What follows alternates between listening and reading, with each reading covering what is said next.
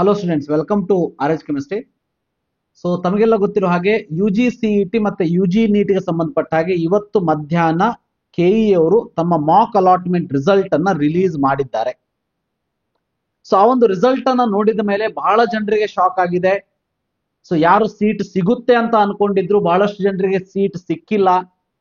So ಬಹಳ ಕಡಿಮೆಗೆ cut off ಹೋಗಿದೆ ಅಂತ ಹೇಳಿ ಅನಿಸ್ತಾ ಇದೆ. ಇವೆಲ್ಲವೂ ಕೂಡ ಪ್ರತಿ ವರ್ಷನೂ ಇದೇ ರೀತಿ ಇರುತ್ತೆ ಅನ್ನೋದನ್ನ ಸ್ವಲ್ಪ ಹೆಚ್ಚು ಕಡಿಮೆ ತಾವೆಲ್ಲರೂ ಕೂಡ ಅರ್ಥ ಮಾಡ್ಕೊಳ್ಬೇಕು.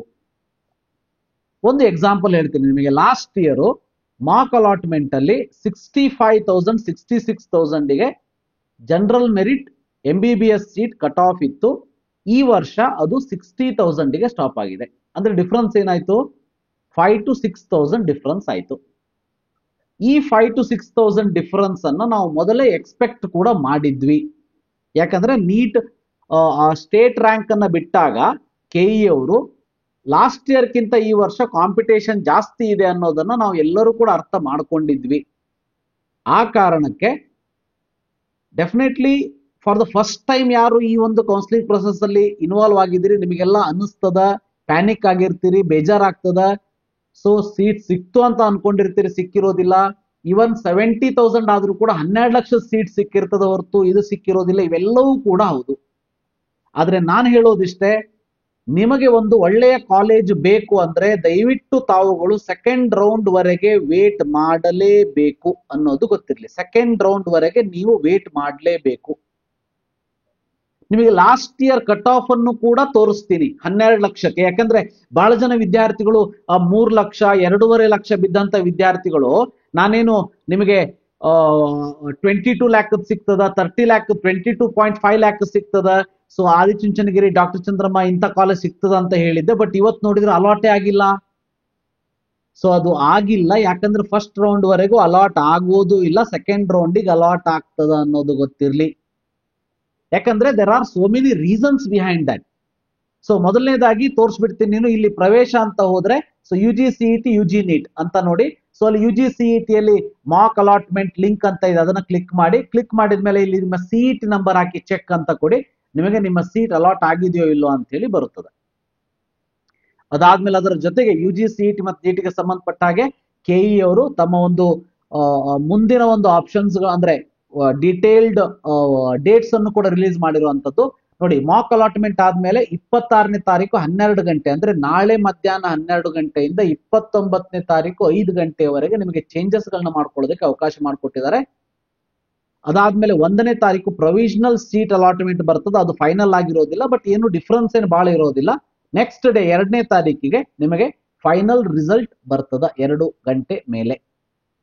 ದೆನ್ ಚಾಯ್ಸಸ್ ಗಳನ್ನ ಎಂಟ್ರಿ ಮಾಡೋದಕ್ಕೆ 4ನೇ ತಾರೀಕಿನಿಂದ 7ನೇ ತಾರೀಕಿನವರೆಗೆ ಸಮಯವನ್ನ ಕೊಡುತ್ತಾರೆ. ಓಕೆ, ಇದು KE ಅವರು ನೀಡಿರುವಂತಹ ಶೆಡ್ಯೂಲ್. ಇದು ಮುಂದೆ ಚೇಂಜಸ್ಗಳು ಬಹಳಷ್ಟು ಆಗ್ತಾ ಇರ್ತದೆ, ಮುಂದೆ ಅದನ್ನ ತಿಳಿಸ್ಕೊಡ್ತಾರೆ. ಬಟ್ ಇದರಲ್ಲಿ ಇಂಪಾರ್ಟೆಂಟ್ ಅಂತ ಅಂದ್ರೆ ಯೋಗ ಅಂಡ್ ನ್ಯಾಚುರೋಪತಿ ಮತ್ತೆ ಹೋಮಿಯೋಪತಿ ಮತ್ತೆ ಈ ಒಂದು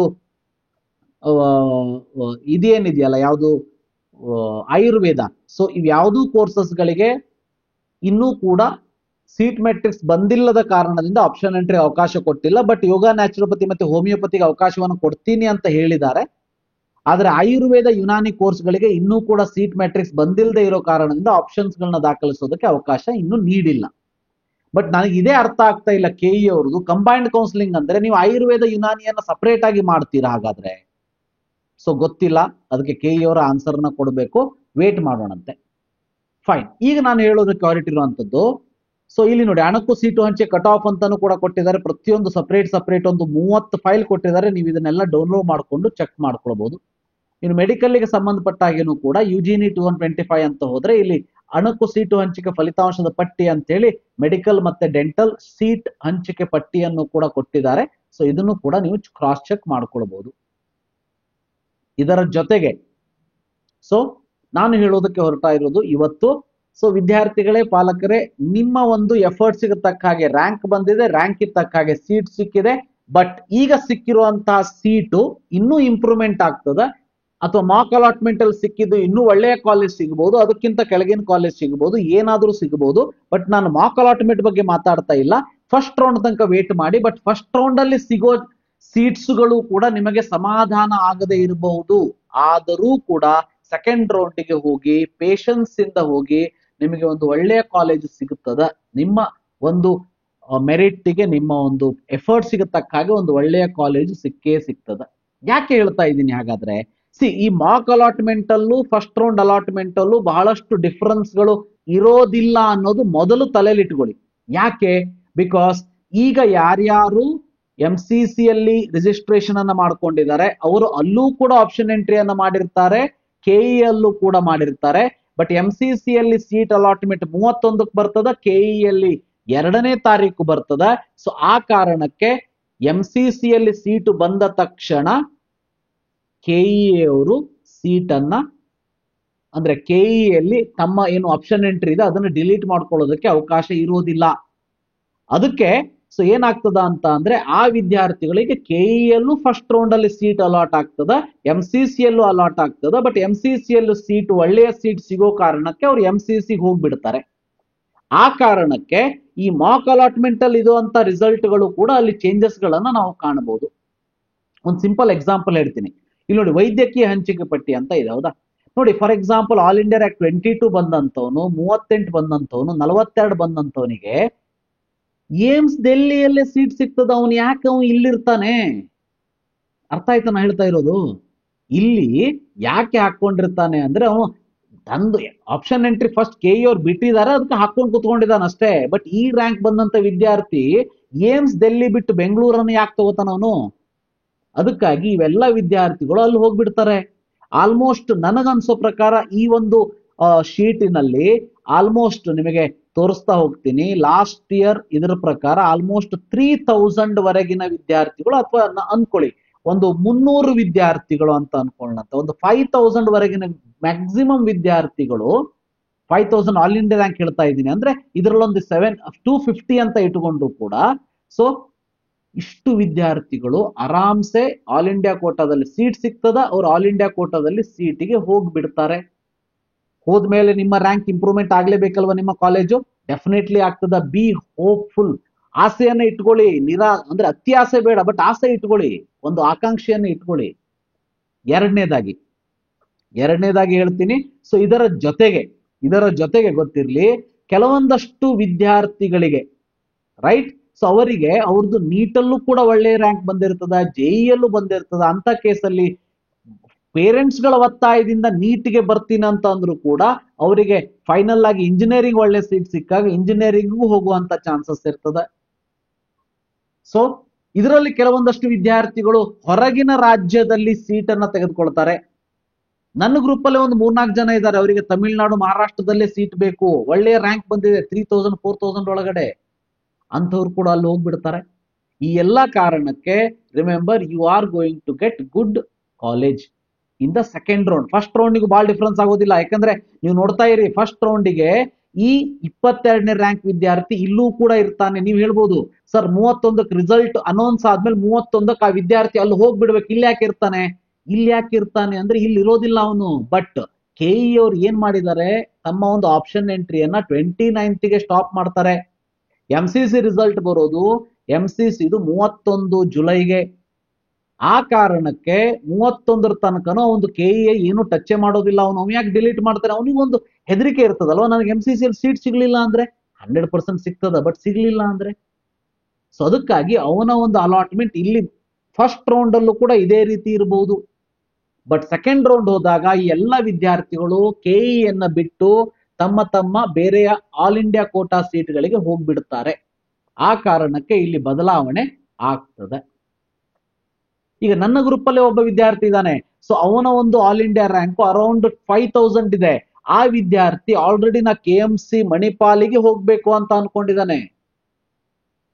ಸೊ ಹಾಗಿದ್ದಾಗ ಅವನು KMC ಮಣಿಪಾಲ್ ಡೀಮ್ಡ್ ಕಾಲೇಜಿಗೆ ಹೋಗ್ಬಿಡ್ತಾನೆ, ರೈಟ್? ಸೊ ಅವನು ಇಲ್ಲಿ ಒಂದು ಸೀಟ್ ಖಾಲಿ ಆತಲ್ವಾ. ಹೀಗೆ ಸಾಕಷ್ಟು ಎಕ್ಸಾಂಪಲ್ ಗಳಿರ್ತದ, ಗೊತ್ತಿರ್ಲಿ. ಆ ಕಾರಣಕ್ಕೆ ಬಿ ಹೋಪ್ಫುಲ್, ಆಸೆಯನ್ನ ಇಟ್ಕೊಳ್ಳಿ, ಅತಿ ಆಸೆ ಬೇಡ. ಓಕೆ, ಎರಡನೇ ಕೇಸಲ್ಲಿ ಹೇಳ್ತೀನಿ, ಎರಡನೇ ಇಂಪಾರ್ಟೆಂಟ್ ಪಾಯಿಂಟ್ ಅನ್ನು ಹೇಳ್ತೀನಿ. ಈಗ ಏನಾಗ್ತದ ಅಂತ ಅಂದ್ರೆ, ಇನ್ನು 12 ಲಕ್ಷ 22 ಲಕ್ಷ ಸೀಟ್ ಏನಿದೆ ಅದರಲ್ಲೂ ಕೂಡ ಅಷ್ಟು ಕೆಟಗರಿ ಈಗ 1,20,000 ಸ್ಟಾಪ್ ಆಗಿದೆ 12 lakh seat. So STM 22 lac 1,35,000 stop ಆಗಿದೆ. ಆಲ್ ಇಂಡಿಯಾ ರ್ಯಾಂಕು ಮಾಕ್ ಅಲ್ಲಿ.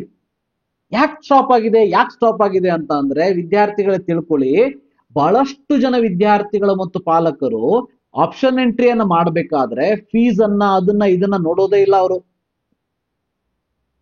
ಏನ್ ಮಾಡ್ತಾರೆ, ಆಪ್ಷನ್ ಎಂಟ್ರಿಯನ್ನ ಹಾಕೊಳ್ತಾ ಹೋಗ್ಬಿಡ್ತಾರೆ. ಅಥವಾ ಸೈಬರ್ದವನಿಗೆ ಹೇಳಿರ್ತಾರೆ ಪೇರೆಂಟ್ಸು, ನನಗೆ ಈ ಕಾಲೇಜಸ್ ಹಾಕಪ್ಪ ಅಂತೇಳಿ ಅವೇನ್ ಮಾಡ್ತಾನೆ, ಆ ಕಾಲೇಜಲ್ಲಿರೋ ಮ್ಯಾನೇಜ್ಮೆಂಟ್, ಪ್ರೈವೇಟ್, ಗೌರ್ಮೆಂಟ್ ಎಲ್ಲಾ ಸೀಟ್ ಹಾಕೊಂಡು ಕುಂತು ಬಿಡ್ತಾನೆ. ಸೊ ಈ ರೀತಿ ಮಿಸ್ಟೇಕ್ ಮಾಡೋದ್ರಿಂದನೂ ಕೂಡ 12 ಲಕ್ಷ ಸೀಟಿಗೆ ಯಾರು ರಿಯಲ್ ಆಗಿ 12 ಲಕ್ಷ ಕೊಡ್ತೀನಿ ಅಂತ ಹಾಕೊಂಡವ್ರು ಇರ್ತಾರೆ, ಅವ್ರ ಜೊತೆಗೆ 12 ಲಕ್ಷ ಕೊಡಲಿಕ್ಕೆ ಆಗದವರು ಕೂಡ ಸಾಕಷ್ಟು ಜನ ಇರ್ತಾರೆ. ಆ ಒಂದು ಕಾರಣಕ್ಕೆ 12 ಲಕ್ಷದ ಸೀಟುಗಳು ಕೂಡ ಫಸ್ಟ್ ರೌಂಡ್ ಅಲ್ಲಿ ಹೈಯರ್ ಕಟ್ ಆಫಿಗೆನೆ ಹೋಗ್ತದೆ, ಸೆಕೆಂಡ್ ರೌಂಡ್ ಅಲ್ಲಿ ಸ್ವಲ್ಪ ಲೋವರ್ ಕಟ್ ಆಫಿಗೆ ಹೋಗ್ತದೆ. ಆ ಕಾರಣಕ್ಕೆ ಇನ್ನೊಂದು ಎಕ್ಸಾಂಪಲ್ ತೋರಿಸ್ತೀನಿ ನಾನು.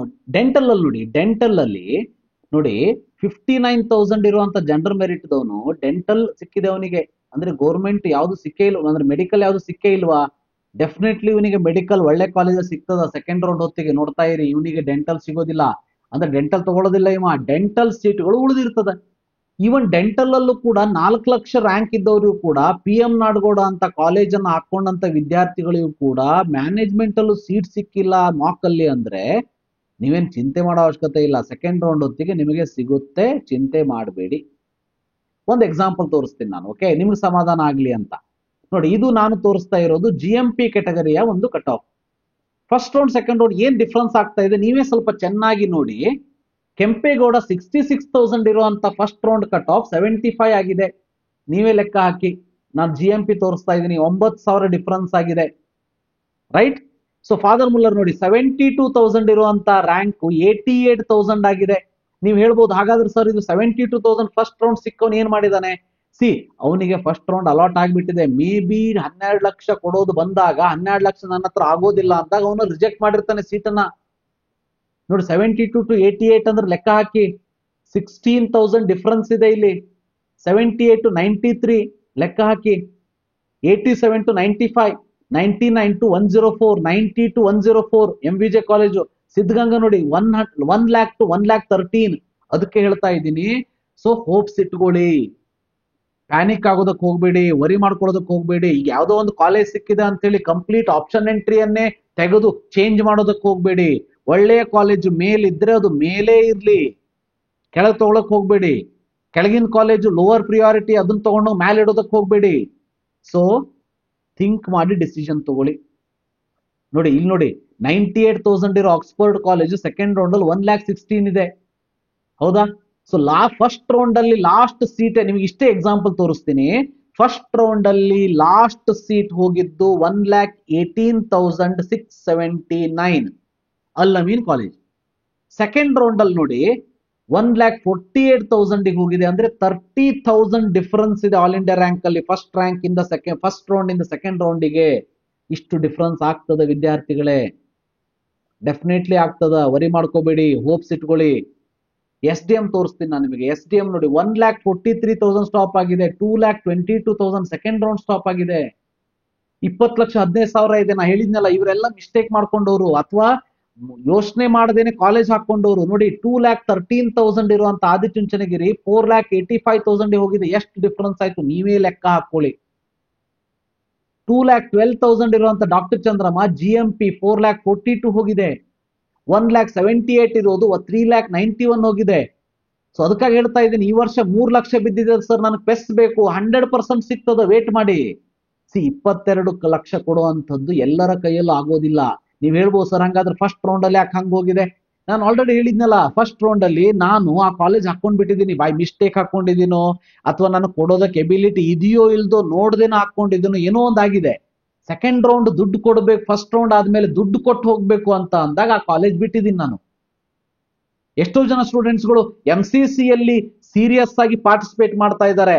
MCC ಅಲ್ಲಿ ಪಾರ್ಟಿಸಿಪೇಟ್ ಮಾಡುವಂತ higher fees government deemed university fees participate ಮಾಡೋ ವಿದ್ಯಾರ್ಥಿಗಳು ಇಲ್ಲೂ ಕೂಡ ಹಾಕೊಂಡು ಕುತ್ಕೊಂಡಿದ್ದಾರೆ. ಗೊತ್ತಿರ್ಲಿ, ಅವ್ರೇನ್ ಮಾಡ್ತಾರೆ, ಈಗ ಕರ್ನಾಟಕ ಕಾಲೇಜ್ ಬಿಟ್ಟು MCC ಅಲ್ಲಿ ತಗೋತಾರೆ, ಇದಕ್ಕಿಂತ ಕಡಿಮೆ ಫೀಸಿಂದ ಅಲ್ಲಿ ಸಿಕ್ಕರೆ ಆಗ ನಿಮಗೆ ಇಲ್ಲಿ ಕಾಲೇಜಸ್ಗಳು ಸಿಗಲೇಬೇಕಲ್ವಾ? ಅದಕ್ಕಾಗಿ ಹೇಳ್ತಾ ಇದ್ದೀನಿ, ಈ ಡಿಫರೆನ್ಸ್ ಅನ್ನ ಅರ್ಥ ಮಾಡ್ಕೊಳ್ಳಿ. BGS ನೋಡಿ 2,22,000 ಇರೋದು 5,24,000. ಅಂದ್ರೆ ಈಗ 3 ಲಕ್ಷ ಬಿದ್ದಂತ ವಿದ್ಯಾರ್ಥಿ ಈ ವರ್ಷ ನನಗೆ ಫೋನ್ ಮಾಡಿದ್ರು ಒಬ್ರು, ಸರ್ ನಾನು BGSR ಸಿಗ್ತದ ಅಂತ ಅನ್ಕೊಂಡಿದ್ದೆ, ಅದು ಸಿಗ್ಲಿಲ್ಲ ಸರ್ ಅಂತೇಳಿ. ನಾನು ಅವ್ರಿಗೆ ಅಷ್ಟೇ ಅಂದೆ, sir you should have a patience, wait ಮಾಡಿ, ಸಿಗ್ತದ, ಸೆಕೆಂಡ್ ರೌಂಡ್ ವರೆಗೆ ಸಿಗ್ತದ, ಯಾಕೆ ಚಿಂತೆ ಮಾಡ್ತೀರಿ.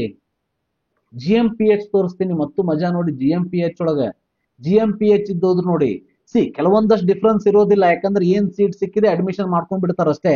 ಬಟ್ ಡಿಫ್ರೆನ್ಸ್ ನೋಡಿ, ಇಲ್ಲಿ ನೋಡಿ 1,70,000 ಇರೋದು 1,93,000, 1,51,000 ಇರೋದು 1,75,000, 1,47,000 ಇರೋದು 1,60,000, ರೈಟ್. ಇದು ನೋಡಿ 1,76,000 ಇರೋದು 2,48,000. BGS ನೋಡಿ 2,96,000 ಇರೋದು 8,65,000, 2,81,000 ಇರೋದು 6,80,000. ಅದಕ್ಕೆ ಹೇಳಿದ್ದು ಸ್ವಲ್ಪ ಪೇಷನ್ಸ್ ಇರ್ಲಿ, ಸೆಕೆಂಡ್ ರೌಂಡ್ ತನಕ ವೇಟ್ ಮಾಡಿ. ಹೈಯರ್ ಫೀಸ್, ನಿಮಗೆ 22 ಲಕ್ಷ ಕೊಡೋದಕ್ಕೆ ಎಬಿಲಿಟಿ ಇದ್ದು ಕೂಡ ನಿಮ್ದು 3 ಲಕ್ಷ ಆದ್ರೆ ಫಸ್ಟ್ ರೌಂಡ್ ಅಲ್ಲಿ ಯಾವ್ದು ಸೀಟೇ ಸಿಕ್ಕಿಲ್ಲ ನಿಮಗೆ, ನೀವ್ ಯಾಕೆ ಚಿಂತೆ ಮಾಡ್ತೀರಿ. ಸೆಕೆಂಡ್ ರೌಂಡ್ ತನಕ ವೇಟ್ ಮಾಡಿ, ಫಸ್ಟ್ ರೌಂಡ್ ಅಲ್ಲೂ ಸಿಗೋದಿಲ್ಲ ನಿಮಗೆ, ಬಟ್ ಸೆಕೆಂಡ್ ರೌಂಡ್ ಅಲ್ಲಿ ಸಿಗ್ತದ ಗೊತ್ತಿರ್ಲಿ. ಲಾಸ್ಟ್ ಇಯರ್ ಅಷ್ಟು ಪೇಪರ್ ಈಸಿ ಇದ್ದೇ ಇಷ್ಟು ಡಿಫರೆನ್ಸ್ ಆಗಿದೆ ಅಂದ್ರೆ ಈ ವರ್ಷ ಡಿಫರೆನ್ಸ್ ಆಗದೆ ಇರುತ್ತಾ ಸ್ವಾಮಿ?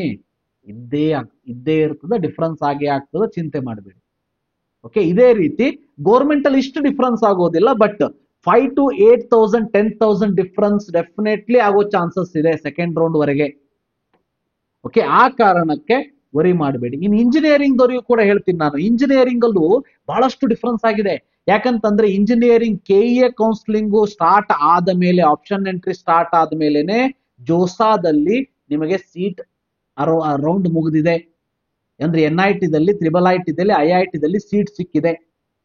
ನನಗೆ ಗೊತ್ತಿರುವಂತ ಇಬ್ರು ವಿದ್ಯಾರ್ಥಿಗಳೇ 5,000 6,000 ಇಲ್ಲಿ ರ್ಯಾಂಕ್ ಇದ್ದು NIT ದಲ್ಲಿ ಸೀಟ್ ತಗೊಂಡಿದ್ದಾರೆ, ಕಂಪ್ಯೂಟರ್ ಸೈನ್ಸ್, ಸಿವಿಲ್, ಮೆಕ್ಯಾನಿಕಲ್ ಅಲ್ಲಿ.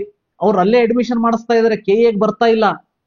ಅಂದ್ರೆ ಅವ್ರದೆಲ್ಲ ಸೀಟ್ ಎಲ್ಲಿ ಹೋಗ್ಬೇಕಾಗಾದ್ರೆ ನಿಮಗೆ ಸೆಕೆಂಡ್ ರೌಂಡ್ ಅಲ್ಲಿ ಸಿಕ್ಕೇ ಸಿಗುತ್ತೆ. ಈವನ್ ನೀವು ಇಂಜಿನಿಯರಿಂಗ್ ಇರ್ಲಿ, ಅಗ್ರಿಕಲ್ಚರ್ ಇರ್ಲಿ, ವೆಟರ್ನರಿ ಇರ್ಲಿ, ಮೆಡಿಕಲ್ ಇರ್ಲಿ, ಡೆಂಟಲ್ ಇರ್ಲಿ, BAMS ಇರ್ಲಿ, ಯಾವುದೇ ಇರ್ಲಿ, ನಾನು ಹೇಳೋದಿಷ್ಟೇ, ಸೆಕೆಂಡ್ ರೌಂಡ್ ವರೆಗೆ ನೀವು ಹೋಗ್ಲೇಬೇಕು. ಒಂದು ಒಳ್ಳೆ ಕಾಲೇಜ್ ಸಿಗ್ತದೆ, ಅದು ಇಂಜಿನಿಯರಿಂಗ್ ಇದ್ರಂತೂ ಥರ್ಡ್ ರೌಂಡ್ ತನಕ ಹೋದ್ರೇನೆ ನಿಮಗೊಂದು ಟಾಪ್ ಕಾಲೇಜ್ ಸಿಗುತ್ತೆ ಅಂತ ಹೇಳ್ತಾ ಈ ವಿಡಿಯೋವನ್ನು ಮಾಡಿರುವಂತ ಉದ್ದೇಶ ಇಷ್ಟೇ.